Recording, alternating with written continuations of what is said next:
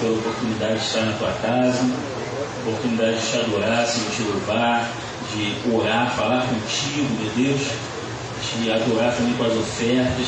Nós somos gratos por tudo, Senhor, e de forma especial, meu Deus, nesse momento de falarmos, ó Deus, ouvir a tua palavra, nós queremos, ó Deus, te pedir que o Espírito Santo fale conosco, através dessa palavra poderosa, Senhor, que vem da boca do Senhor. Meu Deus, em nome de Jesus, que o Espírito Santo opere em nossas vidas, Senhor, que caiam por terra todas as barreiras, Senhor, todo impedimento, toda a astúcia do inimigo para tentar atrapalhar, Senhor, a tua palavra, o efeito da tua palavra em nossas vidas. Meu Deus, nós repreendemos nessa hora, em nome de Jesus, nos colocamos aqui, Senhor, com o coração disponível, com os ouvidos espirituais abertos, olhos abertos, ó Deus, para ver, Senhor, os ouvidos para ouvir a tua voz, ó Deus. E que a tua palavra, Senhor, o teu Espírito Santo, através da tua palavra, faça, Senhor, em nós aquilo que necessitamos, que tu sabes individualmente na vida de cada um aqui, meu Deus. Essa é a minha oração, a oração da tua igreja, eu me coloco à tua disposição nessa hora, em nome de Jesus. Amém. Então, irmãos, esse texto base, né? Como eu falei, é um texto muito conhecido aqui, certamente por todos os irmãos, e ele fala sobre água viva. Então, o tema, né? O assunto que Deus colocou no meu coração para a gente estar tratando, para a gente estar refletindo nessa noite, é sobre água. Amém? Particularmente aqui, água viva. E aí, quando a gente olha para a palavra de Deus, a gente vai perceber que ela, sobre água em si, ela vai tratar sobre dois tipos de água. A água que nós conhecemos, né, de fato, a água física, mas que sacia a nossa sede humana, nas nossas necessidades humanas. Todos nós precisamos de água, na verdade. Você pode até ficar sem comer um bom período de tempo, mas se você ficar sem beber água, você morre rápido. Então a água, ela é essencial, é fundamental para as nossas vidas. E a Bíblia fala também sobre a água física. Nesse momento aqui, por exemplo, a mulher samaritana, ela foi lá no poço buscar uma água física ali, né? E a Bíblia fala sobre isso, e em vários outros momentos também. Mas a Bíblia fala também sobre uma água espiritual. Amém, queridos? Então existe a sede física que nós temos, mas a Bíblia trata também sobre uma sede espiritual.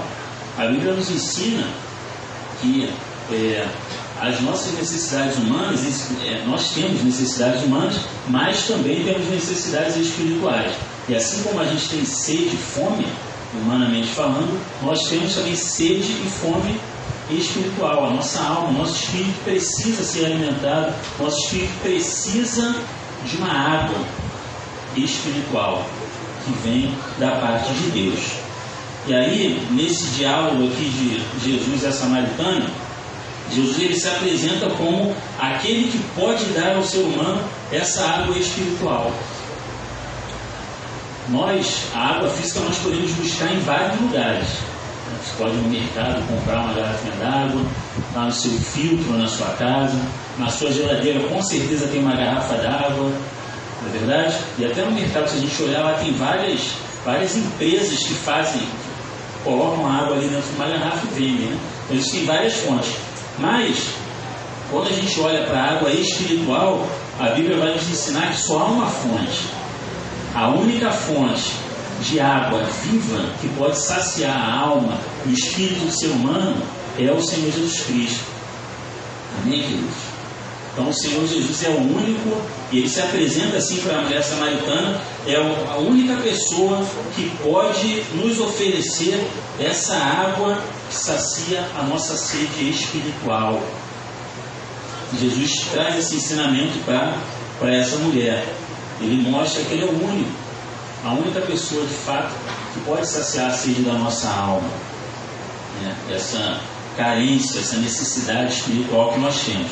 E aí, quando a gente olha nos versículos 13 e 14, ainda aqui em João 4, a palavra vai dizer o seguinte: 13. Jesus respondeu: quem beber desta água, a água lá do poço, estava sendo retirada ali pela samaritana, quem beber desta água terá sede outra vez. Mas quem beber da água que eu lhe der, nunca mais terá sede.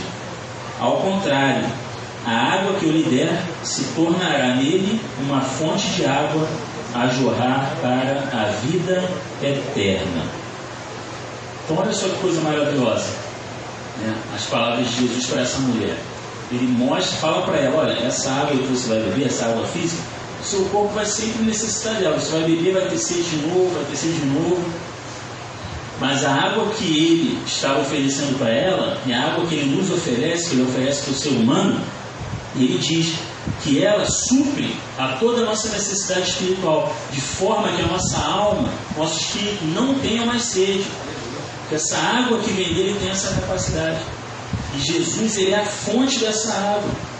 Na medida que ele passa a viver, né, em nós, através do seu Espírito Santo, que ele é um com o Espírito Santo e um com o Pai, essa fonte passa a estar dentro de nós. Essa água fica ali constantemente. E ele diz ainda que vai se tornar uma fonte em nós. É algo maravilhoso, irmãos. A água viva da parte do Senhor, ela não somente ela ocupa um espaço estático, vamos dizer assim, ela não somente fica estática dentro de nós, mas ela já é uma fonte que vai produzir coisas novas da parte de Deus dentro de nós. Essa é a água viva que vem do Senhor. Para que ela esteja em nós, é lógico, né? É necessário que o Senhor esteja em nós. O Espírito Santo de Deus é a fonte, sendo um com o Senhor Jesus, é a fonte que vai jorrar dentro de nós essa água, que vai produzir em nós essa água. Jesus, ele ensina isso para aquela mulher. E aí, irmãos, diante disso, né, como introdução aqui, falando sobre esse contexto da água, apresentando isso como tema da mensagem, o assunto principal da mensagem, surge uma pergunta para nós, que é a seguinte: qual deve ser a nossa postura diante desse presente maravilhoso da parte de Deus? Então, nós vimos que o Senhor Jesus, ele é uma fonte inesgotável, que nos oferece água viva, uma água que vai saciar todas as nossas necessidades espirituais, da nossa alma, do nosso espírito. E qual deve ser a postura do homem e da mulher diante dessa oferta que Deus nos faz, diante dessa oferta que Jesus nos faz, de nos dar essa água viva? Lá no Salmo 42, eu creio, irmãos, que aqui está a resposta para essa pergunta, sobre como devemos nos portar diante dessa oferta de Deus. O Senhor Jesus nos oferecendo água viva. Lá no Salmo 42, versículos 1 e 2, diz assim: como a corça anseia por águas correntes, a minha alma anseia por ti, ó Deus. A minha alma tem sede de Deus, do Deus vivo. Quando poderei entrar para apresentar-me a Deus? Então, irmãos, a resposta a essa pergunta, como eu falei, nós podemos identificar aqui nesses versículos 1 e 2. Qual deve ser a nossa postura diante dessa realidade da água viva que o Senhor nos oferece? E a nossa postura deve ser aquilo que Deus espera de nós, que nós tenhamos sede desta água. Amém, queridos? Nós precisamos ansiar por essa água. Assim como o salmista aqui, né, um poema dos Coraitas, né, Salmo dos Coraitas, ele diz que a alma dele anseia por Deus, assim como a corça anseia por águas correntes. Então a corça, aquele animalzinho lá, aquele anseio, aquele desejo pela água, no contexto de um deserto que aquele animal tinha, ele suspirava por água, ele tinha um desejo ardente, ansiar por água. Era como Deus faz o salmista, né, faz essa analogia aqui, e faz essa comparação com a corça. Tinha aquela perspectiva pela água. Assim, a nossa alma precisa ter a expectativa de receber essa água da parte de Deus. E aí ele complementa: a minha alma tem sede de Deus, do Deus vivo, e ele anseia por estar na presença de Deus. Quantos de nós, irmãos, temos o anseio de entrar na presença de Deus? Quantos de nós temos o anseio de chegar na presença do Senhor? Eu nem vou ficar falando muito aqui, senão eu vou ficar falando que eu quero morrer, né? Eu falo assim, não vou falar isso não, porque... Mas, irmãos, é uma realidade. Nós precisamos ter anseio pela presença de Deus. Amém? A igreja precisa ter anseio por chegar até a presença do Senhor. Esses dias a gente estava conversando no carro, eu, Aline e a Micaela, sobre quem nós gostaríamos de ver primeiro quando nós chegarmos no céu. Quem que a gente gostaria de encontrar lá? A gente estava falando sobre isso e tal. A Micaela falou: não, eu quero primeiro ver Jesus, encontrar com Ele, conhecer Ele pessoalmente e tal, conhecer a Deus ali. Aí depois ela falou que queria conhecer a Rainha Esther. Eu não quero conhecer a Rainha Esther lá, ver ela e tal. E a gente ficou conversando sobre isso. A Aline falou que queria conhecer primeiro Jesus, é lógico, né, irmão? Primeiro, tem como, né? Quem que a gente vai querer conhecer primeiro quando chegar no céu? Só o Senhor, né? Eu acho que todos nós temos isso em comum. Quem não quer conhecer Jesus pessoalmente? Né? A fonte de amor, de águas vivas, a fonte de tudo que é maravilhoso para as nossas vidas. Eu acho que isso é comum a todos nós. Mas é interessante a gente pensar isso. O céu, irmãos, é um local para vivos, para pessoas vivas, pessoas que foram salvas, estão lá com o Senhor. O Senhor Jesus já falou sobre isso. Lá Abraão vai estar lá, já está lá Moisés, está lá Davi, e o principal, a figura principal, que é o Senhor Jesus Cristo. E a gente precisa ter esse anseio de conhecê-lo. E quanto mais a gente vai se relacionando com o Senhor, mais cresce no nosso coração, ou deve crescer, esse desejo de nós chegarmos à presença de Deus. Amém? A palavra diz que a gente não deve amar o mundo, né? O mundo, ele nos oferece muitas coisas boas, irmãos. Boas assim, boas, é lógico, o mundo, não o mundo no sentido carnal. Amém? O mundo em si, onde a gente vive, na atualidade, nesse momento, tem muitas coisas boas. Muitas coisas que nos trazem satisfação, nos trazem alegria, nos trazem prazer. Mas todas elas são passageiras, são efêmeras, né? Transitórias. E a gente tem que ter no nosso coração, isso vivo no nosso coração constantemente. Isso aqui, irmãos, é passageiro, é muito rápido. E a gente precisa se apegar às coisas do céu, às coisas de Deus. Porque Deus pode nos chamar a qualquer momento. Se o Senhor chamar, vai ficar tudo aí. Então, sua conta bancária vai ficar aí, seu carro vai ficar, sua casa. Graças a Deus, né? Estou tranquilo. Quando o Senhor me levar, eu nem saber, irmãos. Tem uma planilhazinha lá, ó. E ficar aí que pegue tudo que eu tenho lá e seja feliz. Que eu vou estar mais feliz ainda, que eu estou lá com o Senhor. Então a gente precisa ter essa convicção no coração, irmãos. E esse sentimento tem que crescer. Esse desejo de nós estarmos com Deus. E aí João traz essa advertência. Nós temos que ter cuidado com isso. Temos que ter cautela. Porque a gente tem uma tendência de amar as coisas da terra. Isso é uma tendência humana, natural, né? E aí o Senhor traz essa advertência: não ameis o mundo, nem o que no mundo há. Quem ama o mundo, o amor de Deus não está presente na vida de quem ama esse mundo. A gente tem que ter sempre essa advertência no nosso coração, principalmente porque a gente vive numa sociedade do consumismo, uma sociedade das facilidades, uma sociedade do prazer imediato. A gente quer tudo para agora e o mundo, ele tenta nos iludir, para a gente achar que isso aqui é para sempre, que esses prazeres aqui, eles podem saciar a nossa existência. Não podem.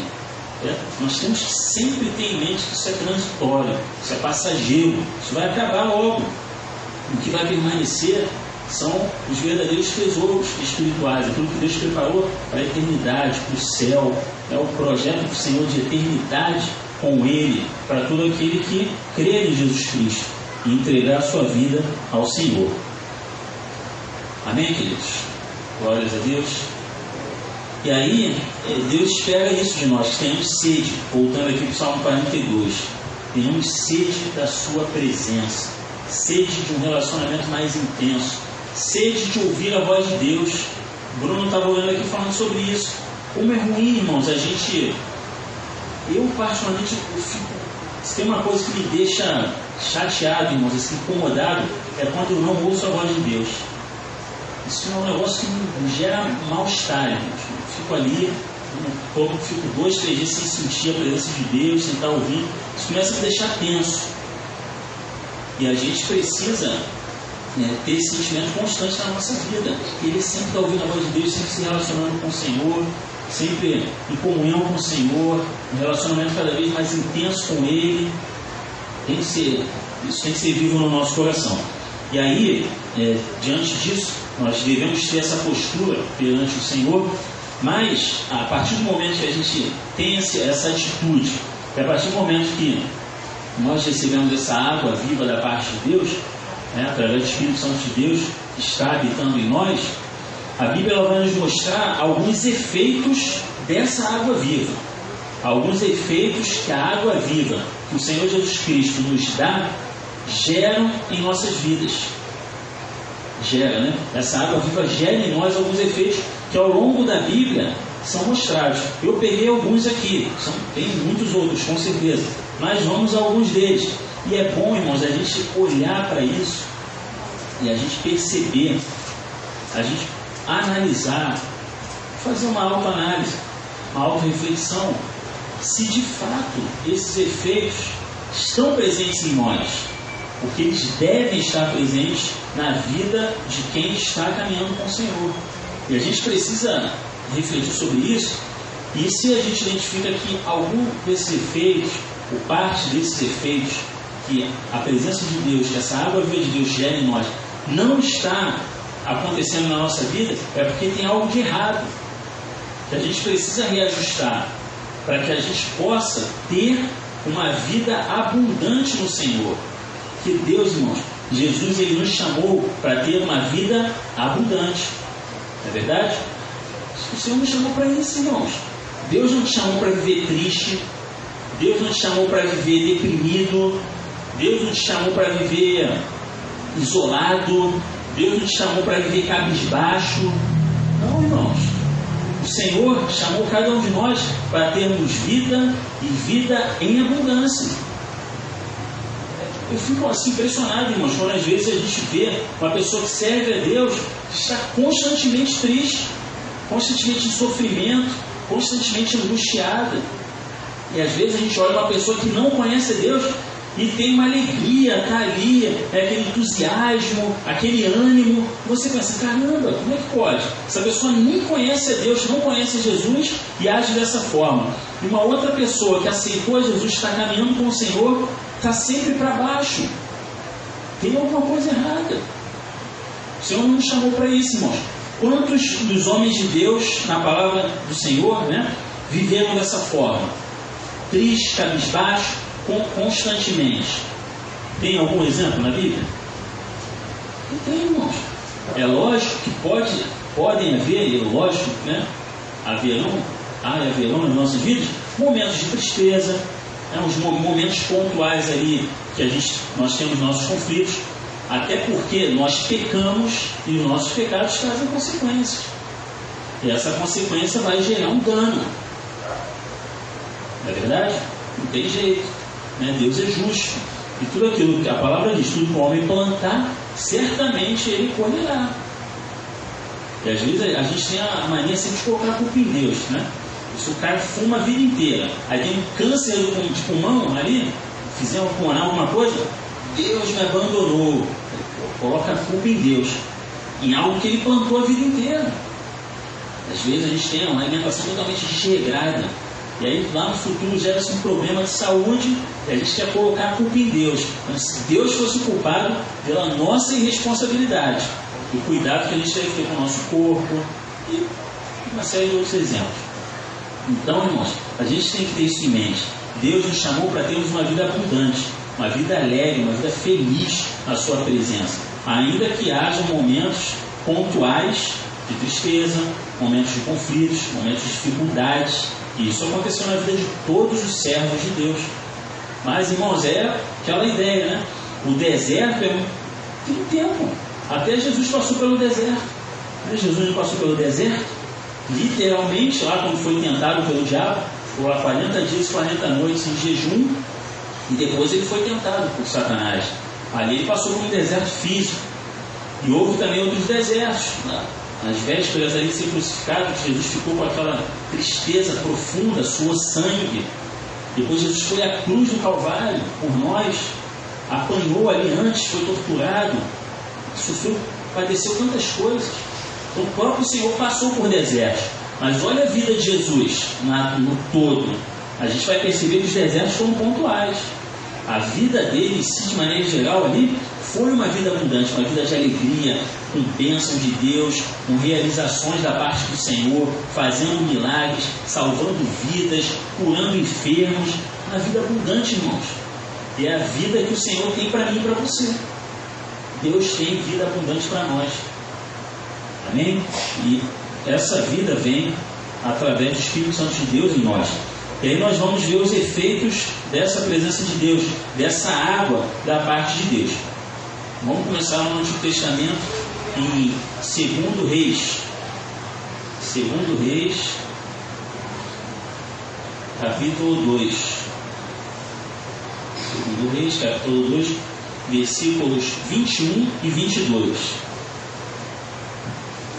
2 Reis 2, versículos 21 e 22.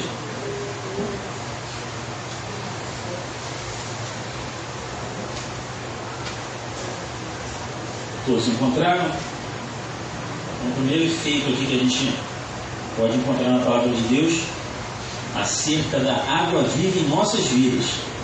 Diz lá: ele foi à nascente, jogou o sal ali e disse: assim diz o Senhor, purifiquei esta água, não causará mais mortes, nem deixará a terra improdutiva.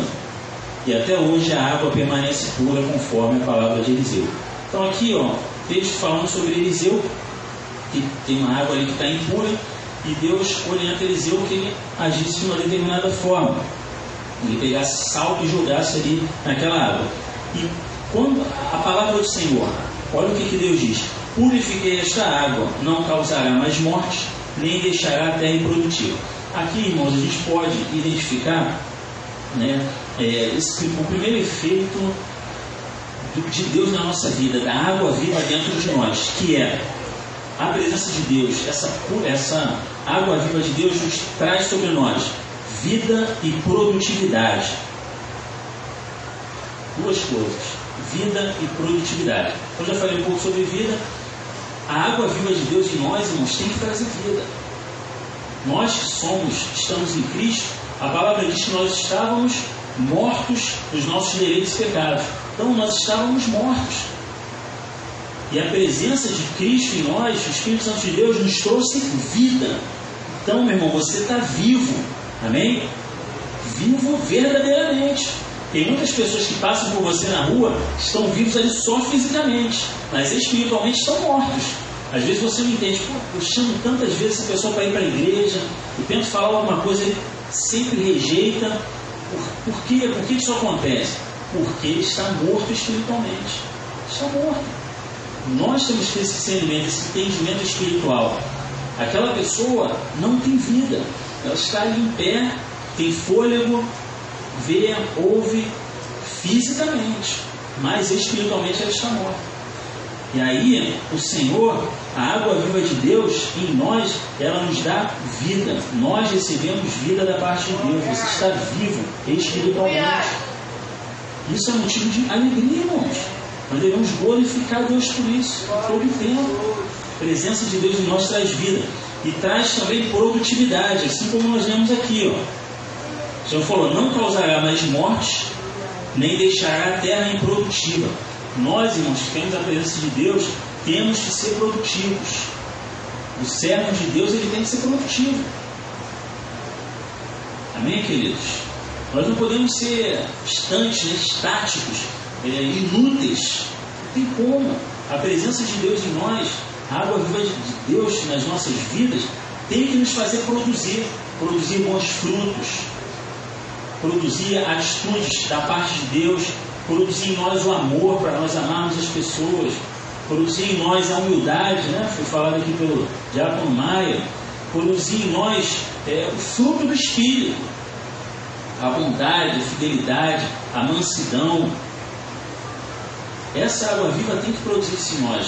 Nós temos que ser produtivos, temos que expressar isso para as nossas vidas. Às vezes, irmãos, tem pessoas que estão na igreja 15 anos e não mudam. Fica ali, não, eu sou ignorante, eu sou arrogante e vou continuar assim, vou até o fim, assim, até morrer, né? Eu não vou mudar de jeito nenhum, não mudo. Eu sou soberbo e isso não muda, ficaria aquela soberba no coração. Se questiona, caramba, será que o Espírito Santo de Deus realmente está fazendo algum efeito na vida dessa pessoa? Será que ela realmente teve um encontro com o Senhor? Como é que pode uma pessoa que serve a Jesus ser soberba? Não tem lógica, irmãos, sinceramente. Não tem lógica, irmãos. Uma pessoa que está em Cristo e tem soberba no seu coração ainda, ela não teve um encontro verdadeiro com o Senhor.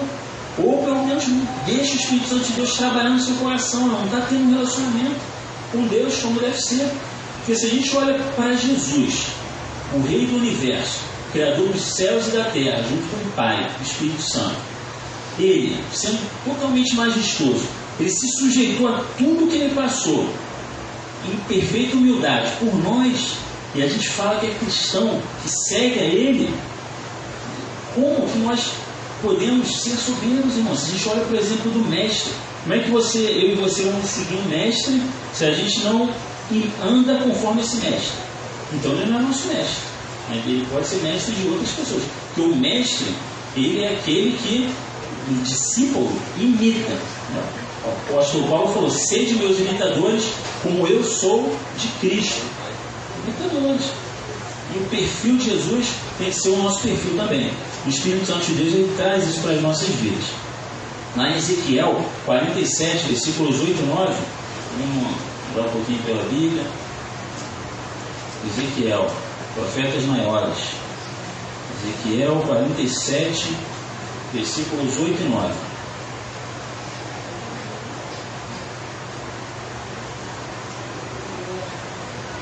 Essa minha Bíblia aqui, irmãos, a Bíblia é mais antiga.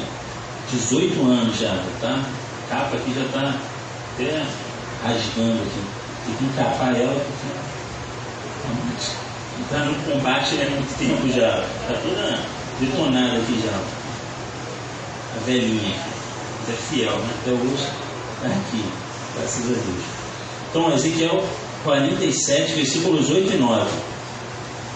Diz assim: ele me disse: esta água flui na direção da região situada a leste e desce até a Arabá, onde entra no mar. Quando deságua no mar, a água ali é saneada. Por onde passar o rio, haverá todo tipo de animais e de peixes, porque essa água flui para lá e saneia a água salgada, de modo que onde o rio fluir, tudo viverá. Olha só, irmãos, coisa maravilhosa. Mais um texto que trata sobre a água que vem da parte de Deus para as nossas vidas. Olha que coisa maravilhosa, irmãos. Ela traz vida, como já falado. Ela traz produtividade. Aqui ele fala, né, uma analogia, que onde o rio passar, tudo viverá. Onde o rio fluir, haverá vida, haverá mudança, haverá transformação. A água viva de Deus em nós tem que trazer mudança, tem que trazer transformação, tem que trazer vida para nós, irmãos. Trazer alegria. Às vezes, eu já falei, que pode a gente estar servindo ao Senhor e viver triste, irmãos. Não tem como. Até quando a gente quer ficar triste, o Espírito Santo de Deus não deixa. É impressionante, irmãos. Impressionante. A gente, né, teve a perda recente, do meu pai, né? Foi levado com o Senhor. E às vezes eu fico assim, caramba, eu não consigo chorar. É um negócio estranho, irmãos. Às vezes aí eu pego as fotos assim e começa a vir aquela tristeza, né? Aquela saudade, não é nem tristeza. Aí quando ela começa a vir assim, eu começo a querer chorar, começo a chorar ali, o Espírito Santo de Deus vem, irmãos, é um negócio assim sobrenatural. Ele está comigo, não chora, não precisa chorar, ele está vivo, eu sou fiel. Ela fala, Deus é fiel, glória a Deus. Vai, irmãos. É um negócio, não tem explicação, irmãos. É realmente algo que excede todo entendimento. Esse agir de Deus dentro de nós é uma coisa muito... Não tem explicação, irmãos. É inexplicável, de fato. Essa é a água viva de Deus em nós, irmãos. Até quando a gente, às vezes, quer ou fica triste, mas o Espírito Santo de Deus não deixa, irmãos. E vem com uma alegria avassaladora, irmãos, que toma a sua alma, assim, como um todo, e você, caramba, glória a Deus, você começa a louvar e glorificar o Senhor, e louvado seja o nome do Senhor. Glórias a Deus. O Senhor é fiel, irmãos. O nosso Deus é fiel. Essa água viva transborda em nós, transborda essa alegria dentro de nós. Amém? O Senhor nos oferece essa água hoje. E aí, quando a gente fala ainda em Ezequiel 36, versículo 25, vou voltar um pouquinho aqui, Ezequiel 36, versículo 25.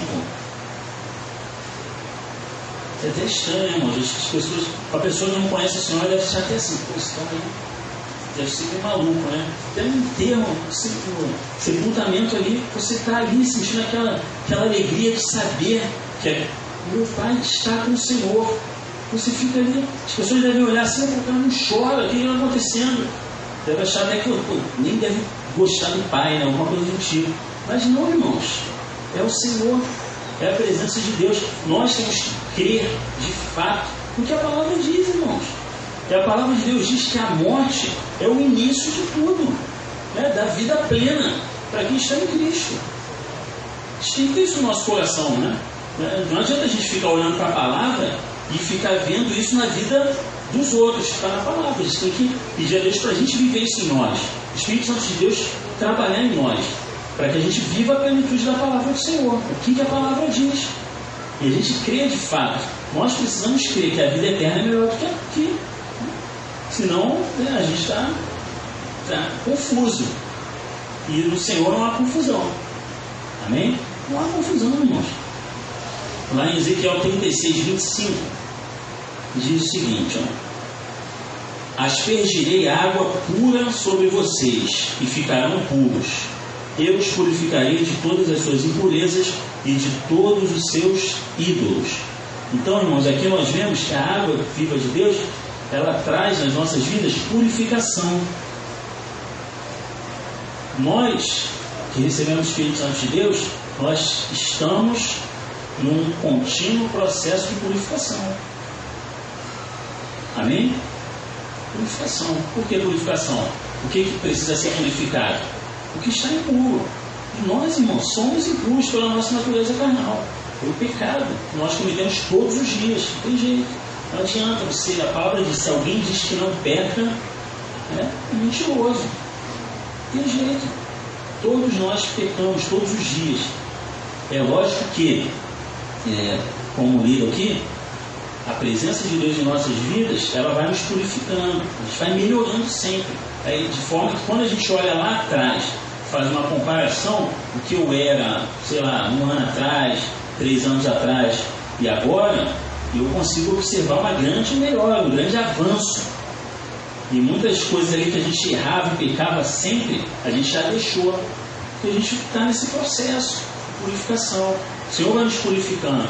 O Espírito Santo de Deus, essa água viva vai nos purificando. É um processo contínuo. Até a gente ser levado para habitar com o Senhor na eternidade. Então a gente faz parte aí, esse processo de purificação faz parte das nossas vidas. E nós temos que ter a consciência constante. É o Espírito Santo de Deus que faz isso em nós. Essa água viva da parte do Senhor. E aí lá em Hebreus 10, 22. Hebreus 10, 22. Lá no finalzinho da Bíblia. Hebreus 10, 22.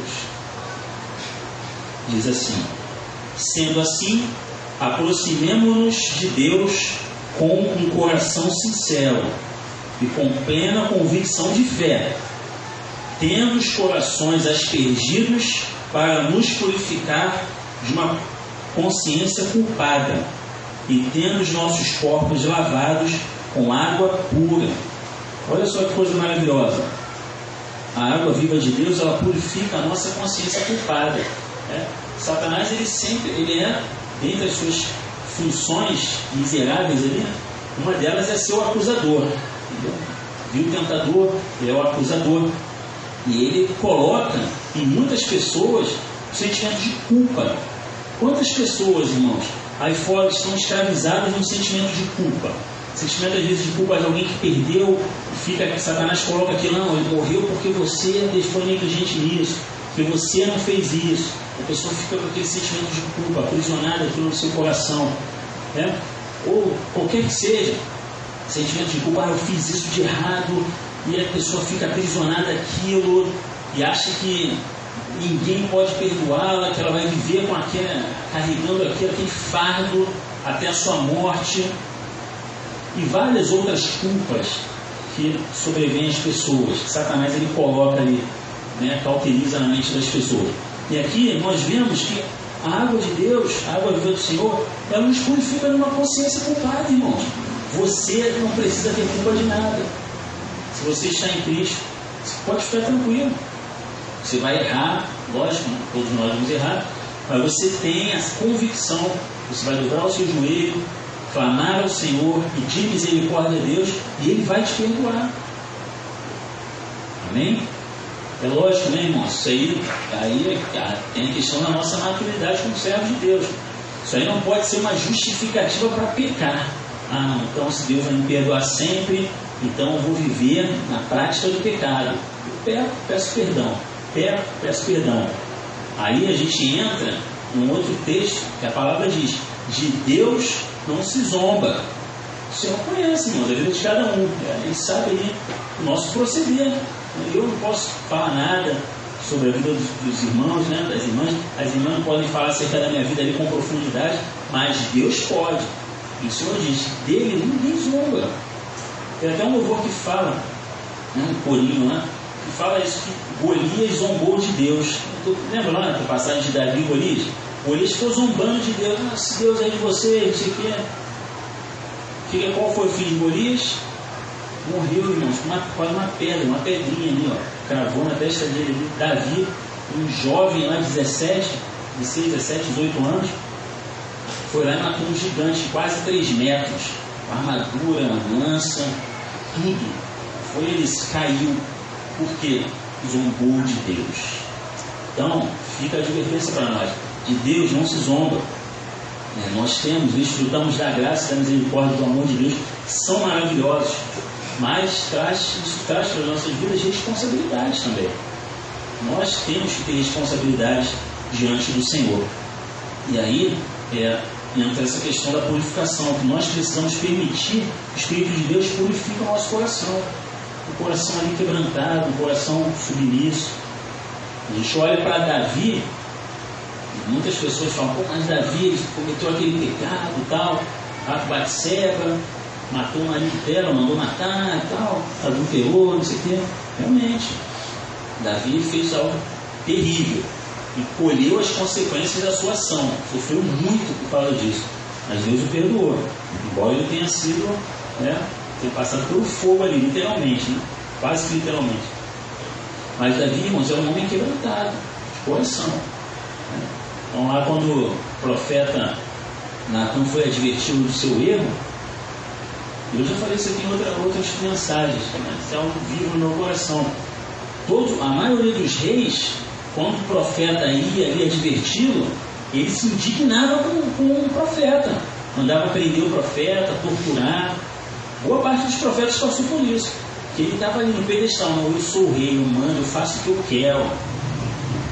Davi não, quando ele foi advertido por Natan, ele se prostra, fala: Senhor, pequei contra ti. Ou seja, ele tinha, irmãos, o coração quebrantado. E Deus quer de nós um coração quebrantado. Deus não quer que você seja um super-herói, não, que você não tenha falhas e tal. É lógico, né? A gente tem que sempre melhorar. Mas Deus espera que você, quando falhar, se quebrante diante dele. Você abra o seu coração, que você confesse para ele. Até porque ele já sabe, irmãos. A gente acha às vezes que quer, né? Ajuda a Micaela, vem brincar comigo. Eu já vi o negócio que ela fez. Ela acha que fez escondido. Ela faz um negócio lá, arrumou, por exemplo, o quarto lá hoje e tal. Aí eu já tinha visto. Aí eu fico lá na cozinha. Ela falou: pai, eu fiz um negócio aqui e tal. Ela é nele, eu finjo que eu não sei, né? Mas é nele, filho. Aí eu vou lá, caramba, que legal, tal, parabenizo ali. Assim, Deus, mas às vezes a gente acha que Deus não sabe de alguma coisa da nossa vida, né? Não, o Senhor não está vendo.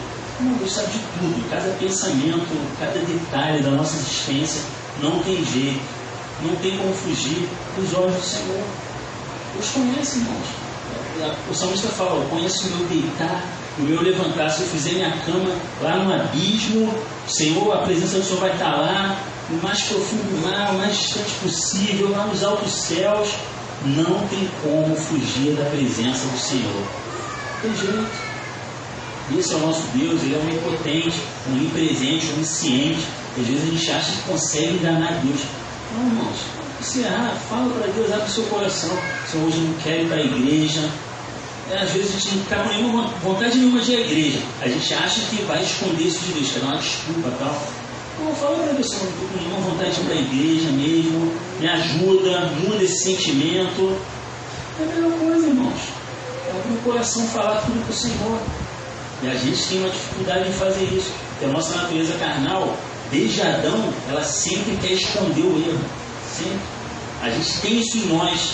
É da nossa natureza adâmica mesmo. A gente sempre quer esconder.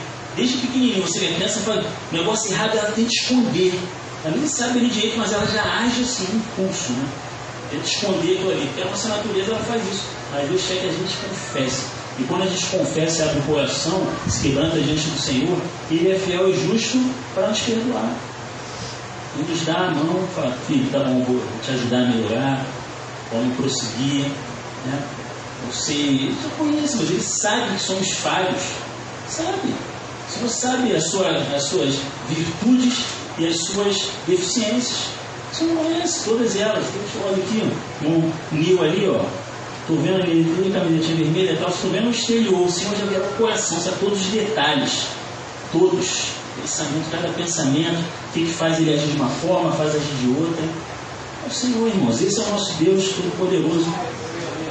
Então, a gente precisa ter um coração assim, quebrantado diante de Deus, coração sincero diante de Deus. Por isso que ele diz, adorado em espírito e em verdade. Verdade, fala a verdade para Deus sempre, irmão. Se estiver com raiva, se eu for com raiva, ou com vontade de agredir alguém, no trânsito às vezes não dá vontade de agredir alguém, está no trânsito ali, alguém te fecha, irmão. É aquela vontade de você, Senhor, tem misericórdia. Tira esse sentimento do meu coração, estou com vontade de dar um soco, mas me ajuda. Irmão, Deus já viu que você está com esse sentimento dentro de você. Se você falar ou não, Deus já sabe. Mas se você falar, Deus vai operar. Aí Ele vai mudar. Não, agora ele abriu os seus lábios, confessou. Agora eu tenho abertura para agir, para mudar. E esse é o entendimento que a gente tem que ter. A melhor coisa é ter um coração sincero diante de Deus. Abrir o coração. E isso chama a atenção de Deus. Né? A confissão, abrir o coração, falar para Deus o que se pensa, o que se sente, isso já é intimidade, irmão. É uma das características da intimidade, é você ter liberdade para falar. Você sabendo que você pode falar. Isso é tão maravilhoso, irmãos. A gente pode se relacionar com Deus sabendo que Deus não vai te julgar. Qualquer pessoa que você for falar alguma coisa, ela vai te pré-julgar. Ela pode ser sua amiga, pode ser seu irmão, mas naturalmente ele vai te prejulgar, vai pensar alguma coisa. Ele está passando por isso, então aí depois ele pode ser trabalhado e tal, mas não tem jeito, irmãos. É uma verdade. Né? Qualquer pessoa que você for expor a sua situação, naturalmente ela vai te prejulgar. De repente, com Deus não, irmãos, Ele não vai te julgar, olha só. Você pode falar o que você pensa para Ele. Ele não vai te prejulgar, porque Ele já sabe tudo. Ele já sabe, não. Ele está passando por isso, porque ele teve um problema lá na infância, ele teve um trauma, ou sei lá, ele foi rejeitado pelos pais, então ele está agindo dessa forma. E aí Deus abre esse canal para a gente ter um diálogo com Ele, para a gente falar com Ele, abrir o coração para Ele ali, com liberdade, irmãos. Isso é liberdade. Você às vezes não tem liberdade para falar com outra pessoa, porque você tem medo dela te julgar, dela fazer uma fofoca sobre você, falar mal de você. Mas com Deus não vai fazer fofoca de você, Deus não vai ficar com raiva de você porque você está falando a verdade para Ele, Ele não vai te julgar, ao contrário, Ele vai te estender a mão e vai te mostrar uma forma de te ajudar. a melhorar. E quando você confessar que você errou, Ele vai te perdoar. Olha só, irmão, às vezes a pessoa pode olhar para você e nem te perdoar. Pode te julgar, continuar te julgando, morrer, você morrer e a pessoa continua te julgando por alguma coisa. Mas Deus te perdoou, meu irmão. E no final, o que importa é o que o Senhor, o seu relacionamento com Deus. Que aquela pessoa que te julga, ela vai morrer como você. Amém? E ela não vai poder fazer nada por você depois. Mas Deus vai poder fazer. Ele vai te levar para o céu, para a eternidade, para habitar com Ele para sempre. E aí lá em Joel 3,18, vamos passar. Desde que a gente começou a 6,15, né? Crédito a esse tempo, hein? 10 para as 8. Joel 3,18. Mas Joel é mais difícil de achar, hein? Ofertas menores aqui.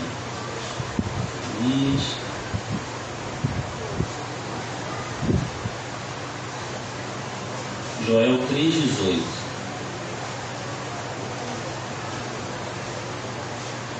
Joel. Oséias, Joel. Antes de Oséias, Daniel. Profetas maiores, Daniel, Oséias e Joel. Joel 3,18.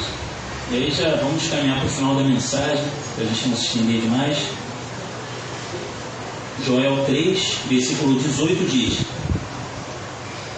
naquele dia os montes gotejarão vinho novo, das colinas manará leite, todos os ribeiros de Judá terão água corrente.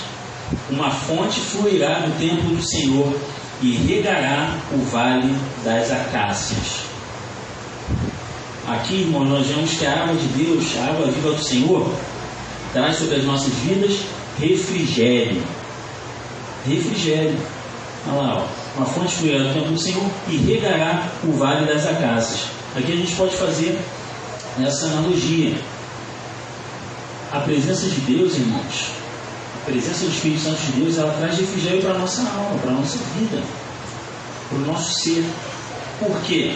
Porque, como já dito, nós teremos momentos de dificuldades, nós teremos momentos de aflição, mas se nós estivermos cheios de Deus nesses momentos, se nós estivermos em comunhão com o Senhor, essa comunhão, essa presença de Deus nessa comunhão trará um refrigério para nós. A gente vai passar pelo deserto, irmãos, tranquilo, ali eu senti um refrigério, como se você estivesse no deserto, andando no deserto.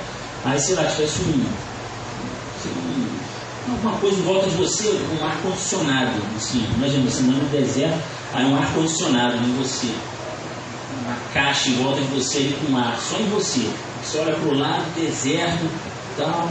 Aí um ar-condicionado e um filtro, assim, sabe? Imagina um frigobar, vamos dizer assim. Frigobar com água gelada. Você está andando no deserto ali, ó, sendo refrigerado, você pega a água, bebe. Um exemplo aí, né? Irmãos, assim é o Senhor. Ele refrigera a nossa vida nas aflições, refrigera a nossa vida nas adversidades, nos momentos difíceis. Amém? Esse é o nosso Deus.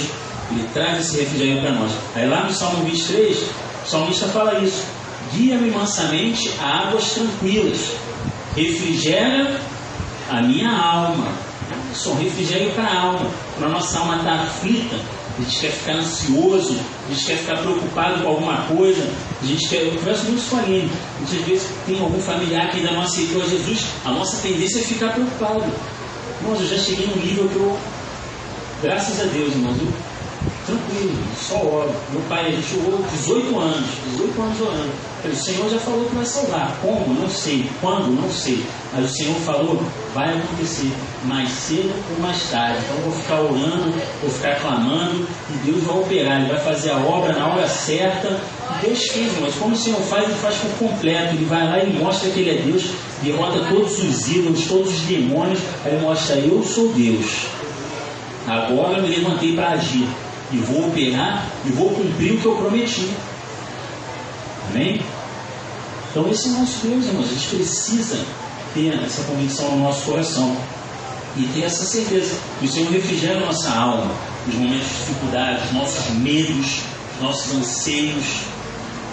Nós precisamos de Deus, irmãos. Precisamos desse refrigério de Deus, dessa água viva do Senhor. Lá em 1 Pedro 3,20, rapidinho aqui, 1 Pedro 3:20. 1 Pedro 3:20 diz, no finalzinho da Bíblia, não há para a gente ganhar tempo. 19:20, no qual também foi e pregou aos espíritos em prisão, que há muito tempo desobedeceram, quando Deus esperava pacientemente nos dias de Noé, enquanto a arca era construída. Nela, apenas algumas pessoas, a saber, 8, foram salvas por meio da água.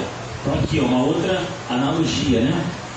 Uma outra figura, uma metáfora aqui, na verdade. A figura de linguagem aqui é que o apóstolo Pedro ele usa. Ele fala ali daquele contexto de Noé e diz que aquelas 8 pessoas da família de Noé, e Noé, lógico, foram salvas por meio das águas. Aqui, irmãos, nós vemos que a água viva de Deus, ela traz salvação. Salvação. Eles foram salvos por meio das águas, como dito aqui. Isso a gente pode fazer essa inferência à salvação que se dá unicamente por essa água viva que vem de Jesus para as nossas vidas, que pode ser representada pelo Espírito Santo de Deus. Ela traz salvação. Só o Senhor traz salvação para as nossas vidas. Só Jesus pode trazer salvação para nós. Ele nos dá essa água viva que nos salva. Mas também, lá em 2 Pedro 3,6, a gente vê o outro lado da moeda, que é o seguinte: e pela água o mundo daquele tempo, também de Noé, falando sobre Noé, e pela água o mundo daquele tempo foi submerso e destruído. Então olha só o simbolismo. A mesma água que salva aquele que crê, confia e obedece, é a água que destrói, o que leva à destruição. Não que Deus queira, ou que Cristo queira destruir alguém, mas a rejeição de Jesus. Quando o homem rejeita Cristo, ele assume a sua própria condenação. Então essa mesma água viva que salva, ela gera uma condenação. Condenação para quem? Para aqueles que a rejeitam. Então o homem que rejeita Cristo, ele já está condenado. Essa é a certeza que você pode ter, essas duas certezas na palavra de Deus. O homem que aceitou a Jesus, confessou Ele, né, conforme a palavra diz, com seus lábios e criou no seu coração, está salvo. Está salvo, isso é certo. E a outra certeza que você tem é o homem que teve a oportunidade e rejeitou a Jesus, está condenado. Tem jeito. Agora, quem nunca ouviu falar de Jesus? Aí, não é um tema polêmico, a gente tem que entrar na EBD. Tem que ser na EBD, que não dá tempo. Mas se uma pessoa ouviu Jesus e rejeitou, ela está condenada. Se uma pessoa ouviu, aceitou e creu, ela está salva. São as duas certezas absolutas, irmãos, que nós devemos ter. E o índio que nunca ouviu falar de Jesus? Isso aí a gente trata na EBD porque é um tema mais complexo. Então, por fim, número 5 aqui, deixa eu ver aqui meu esboçozinho. Apocalipse 22:17. Aí a gente vai ver o último efeito aqui dessa água viva. Apocalipse 22, lá no finalzinho mesmo agora. O último capítulo da Bíblia.